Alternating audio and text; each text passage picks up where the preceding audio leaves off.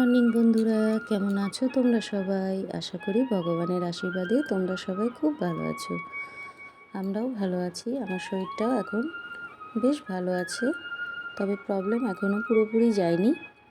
তো তাই নিয়েই চলছে, যেহেতু সংসার, আর তার মধ্যে আমার ওপরেই দায়িত্বগুলো বেশি। সাপোর্টিভ রোলে দিদি আছে, অনেক হেল্প করে আমাকে সারাদিন সংসারে।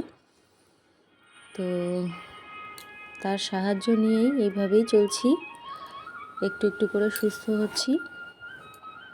তো নতুন একটা দিন নতুনভাবে শুরু করলাম তোমাদের সাথে নিয়ে।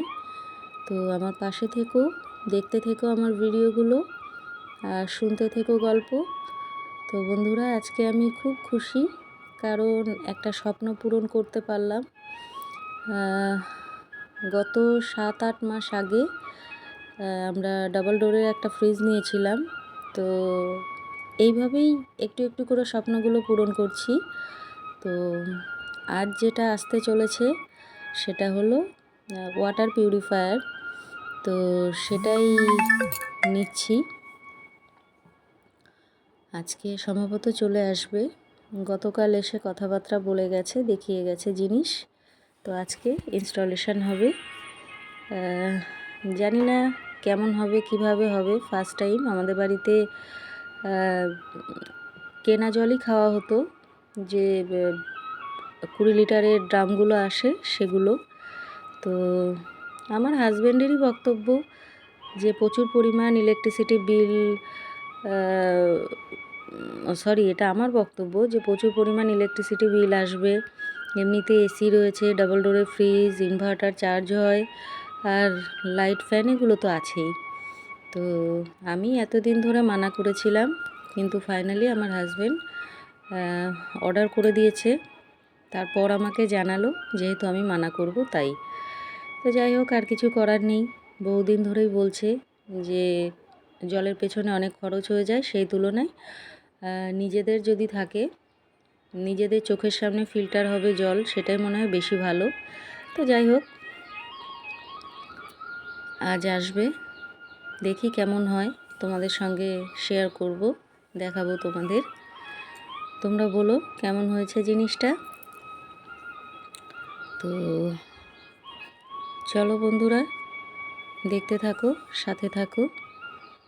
তো আগের পর্বে তোমরা শুনেছ দেবীর শারীরিক প্রবলেমের কথা, যে এক্স্যাক্ট কী প্রবলেমের মধ্যে দিয়ে তাকে যেতে হতো।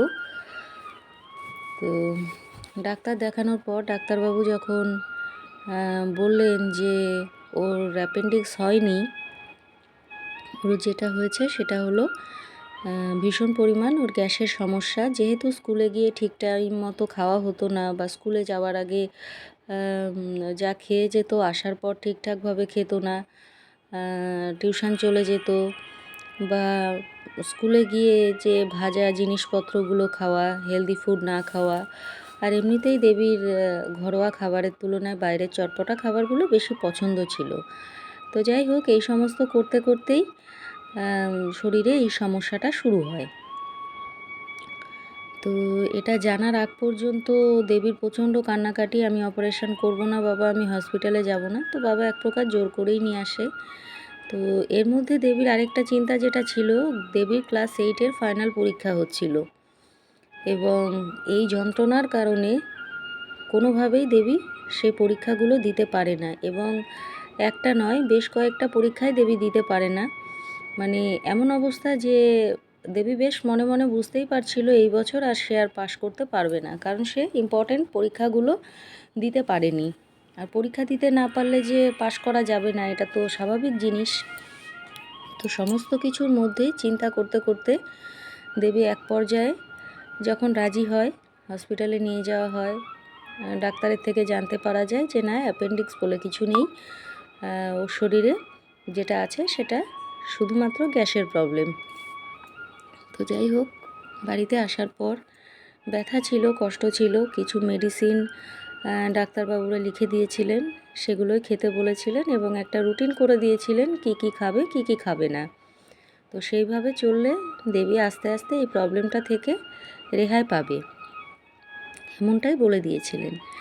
কিন্তু দেবীর আর্থিক অবস্থা অনুযায়ী বা দেবীর পরিবারের চিন্তাভাবনা অনুযায়ী অ্যালোপ্যাথি ওষুধের তুলনায় তারা বেশি সুইটেবল মনে করেছিল হোমিওপ্যাথি ওষুধটাকে, কারণ সাইড এফেক্ট হবে না বা কম দামের মধ্যে একটা দীর্ঘ চিকিৎসা, কিন্তু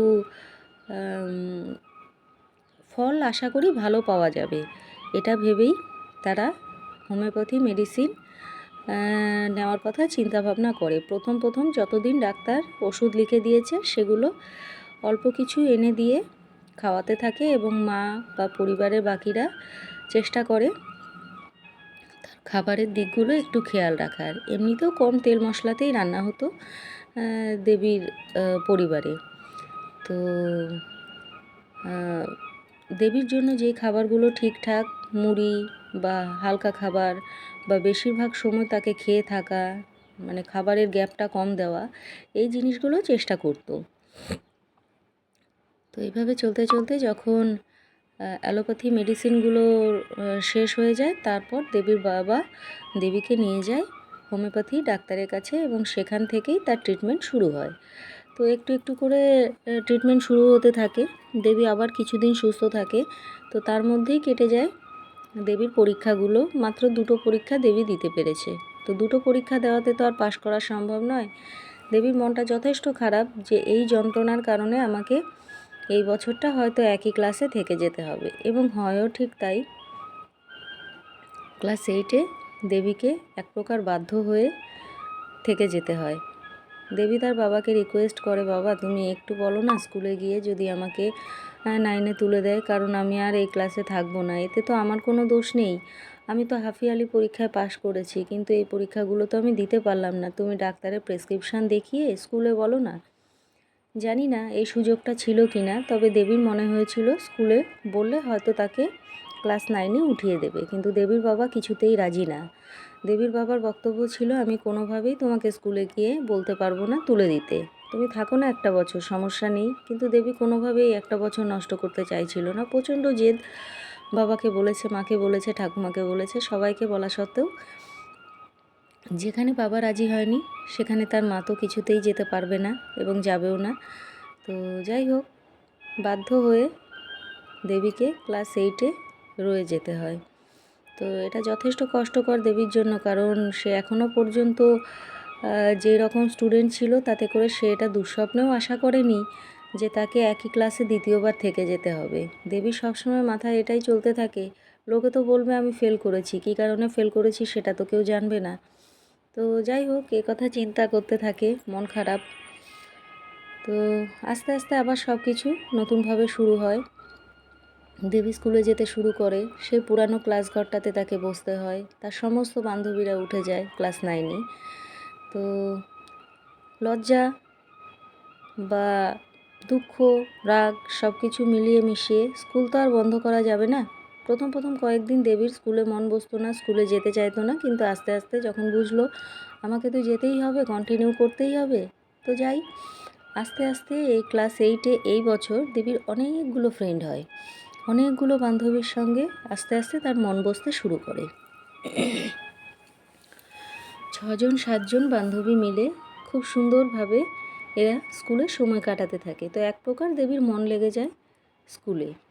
তো প্রত্যেক দিন দেবী এবার নিয়মিত স্কুলে যেতে থাকে এবং বান্ধবীদের সঙ্গে কথাবার্তা বলে একই জায়গায় পড়ার জন্য এরা ঠিক করে যে আমরা এরকম একটা জায়গায় টিউশন পড়বো, তুই কি যাবি?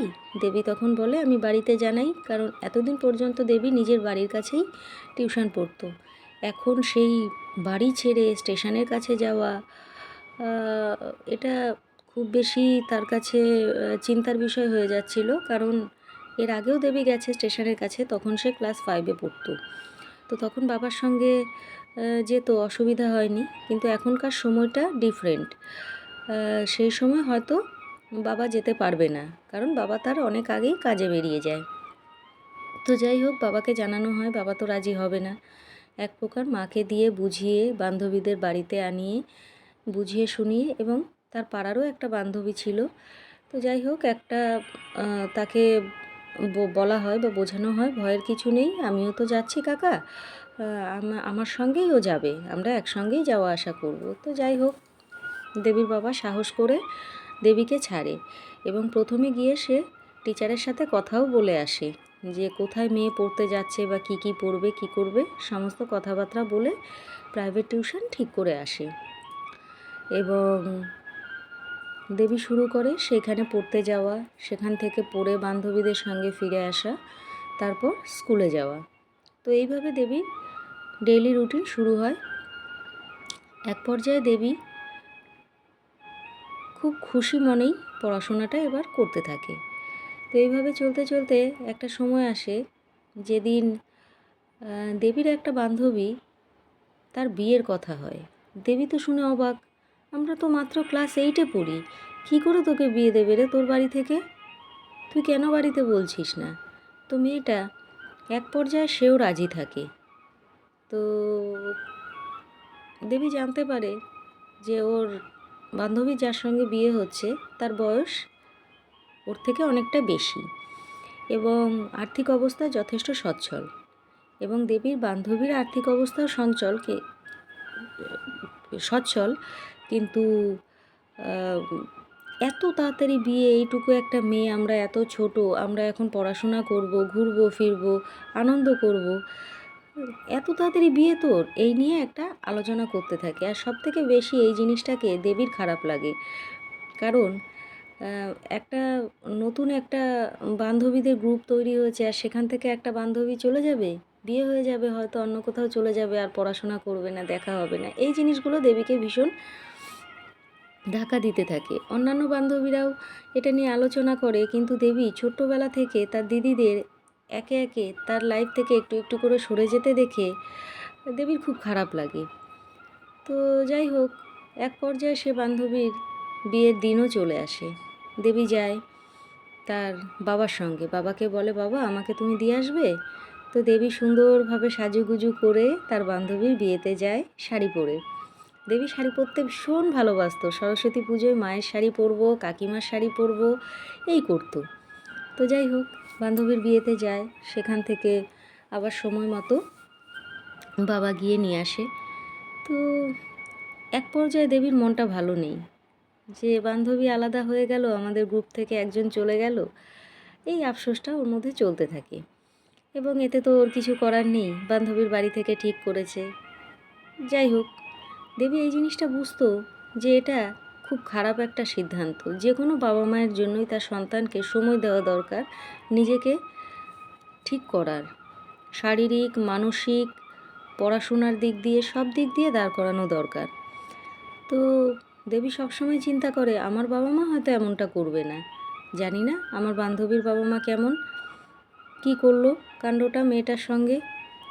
তো যাই হোক, এভাবেই চলে যায়, দেবীর সেই বান্ধবীর বিয়ে হয়ে যায়। আবার পড়াশোনা শুরু হয়ে গেল, সমস্ত বান্ধবীরা মিলে তাকে নিয়ে আলোচনা করতে থাকে, সংসার করছে, বিয়ে হয়ে গেছে, আমাদের মধ্যে নেই, কত হাসাতো, কত মিশতো আমাদের সঙ্গে, কত কত জায়গায় ঘুরতে গেছি আমরা সাইকেলে করে।